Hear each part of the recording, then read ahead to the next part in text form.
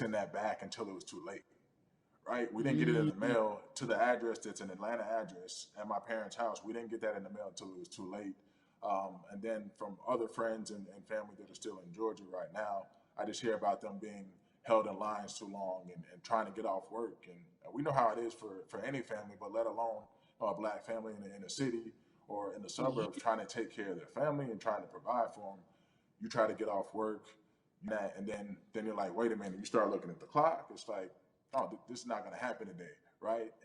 And so I saw, Mayor Keisha Bottoms, reach out via social media to people and say, hey, I'm going to address these issues right now. I need y'all to stay in line to cast your votes. Keep hanging in there. So to me in Georgia, that's what that looks like. Well, it's interesting that you even bring that up because there have been all these images specifically from Georgia, because that's such a battleground, where you see people, especially when it came to the primaries, doing whatever it takes. And this is real life voter suppression that you're talking about. It's been happening for decades. It's not fake. What you're saying, these examples of sending you your ballot too late after the fact or shutting down the polls at 6 o'clock while people still are in line, that's a real life issue. There needs to be some type of change. And I think that what we're doing right now is fair. But the idea of voter suppression, do you think that that is well known, especially with folks, within the generation, your generation? I think it's known in our communities, right? I don't think it's spoke on enough. I don't think there's been enough light drawn to it. Bring it to light. Let people hear about it. Let people learn about what that looks like, and get more people to say, okay, look, like this is going to happen. We have to expect this, and we can no longer make the excuse. We can't say they didn't warn us. Jason, everybody knows, or it feels as if everyone knows, that the time is now. America's paying attention to us. We have their eyes. We have their ears. If you look toward the future, what are you most excited about in terms of seeing a change? I'm excited about how fast the word is traveling. The word is being spread right now. The biggest athletes, the biggest icons, biggest entertainers are doing their part. But I'm also seeing people out there on the streets doing their part.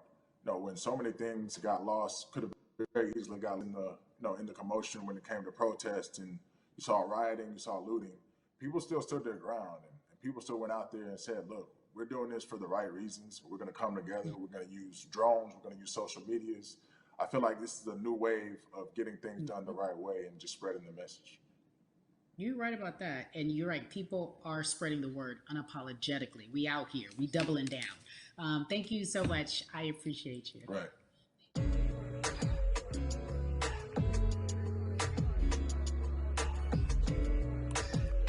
Yeah, la la.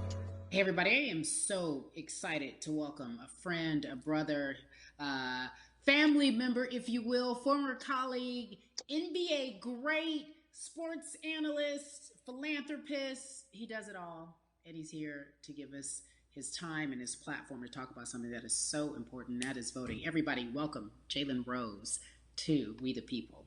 Talk to me about how important it is for the people who know you and love you and look up to you. Why is it so important that you use your platform to talk about voting? Initially, we have to get past the stigma of the mental systemic racism that comes with the presidential race, governors, mayors, senators, judges. We've been conditioned to believe that our vote does not matter. So usually when we looked up at all of those races and people that were running, not only did they not look like us, we didn't believe they were there to represent our best interests. So therefore, as a collective, we didn't mobilize until Barack Obama, and we felt a sense of hope that finally our country is going to do something that we felt would never happen in our lifetime. And I remember being at the inauguration in 2008. I made sure I was there. And we voted. In 2016, we didn't vote, Carrie. We didn't vote.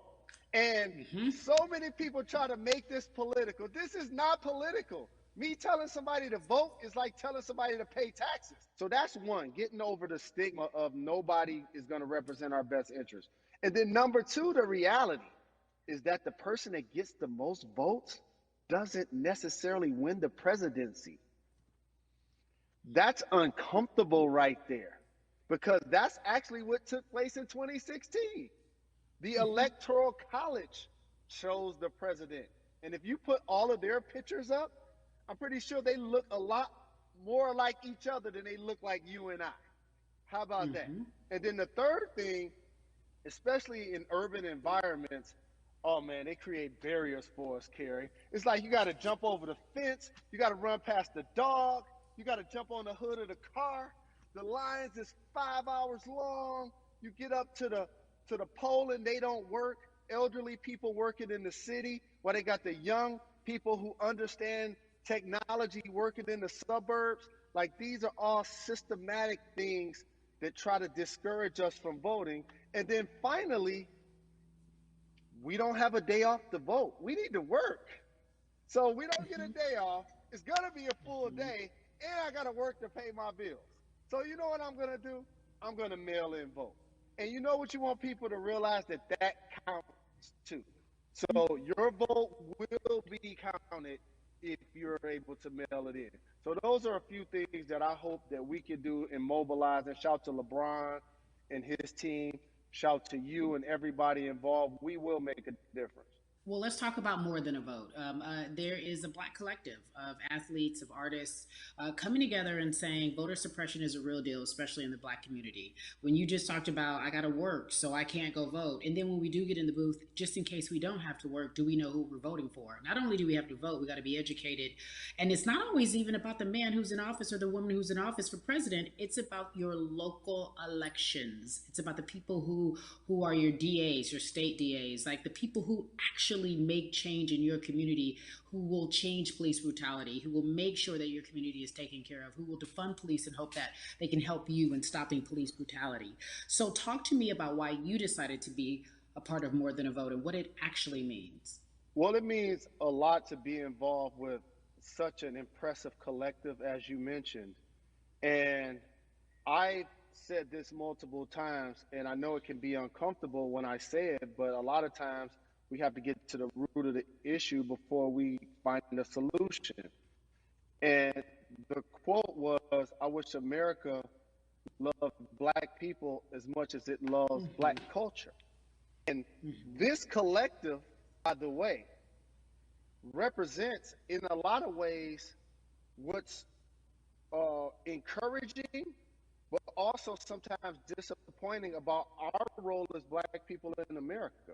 Because we were brought here as labor and to entertain. And we use those vehicles to get paid and move to the suburbs and be the idols of white kids. And so now that we have this collective, I would say sports and entertainment represent the most powerful group of Black men in the United States. I'm talking about money, power, celebrity, the ability to mobilize, community involvement, their leadership, their intellect. And so to have all of us pull it in the same direction at the same time for anything that we're passionate about is going to be a difference maker, but it's definitely going to be a difference maker in the 2020 vote, because we're going to make sure we inform everybody that they can let their voice be heard, and failure is not an option. Jalen, what does voter suppression look like to you? A perfect example took place recently, Kerry, in Kentucky. It was 6 p.m. at night, and so many people were standing in line enthusiastic to vote. And you know what they did? Locked the doors. And you know what the people did? They continued to bang on the doors, continued to bang on the windows.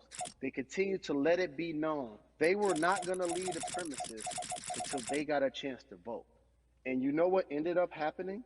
They opened those doors and allowed those people to vote. So do not be discouraged. These barriers show you that it matters, and we're here to help you break through them. The same thing with our platforms and voices, Kerry, because you know what's going to happen. At some point, Breonna Taylor is not going to be trending anymore. People are not going to be protesting anymore. But it's still up to us to keep making sure that our voices get heard, and this is one way to do so.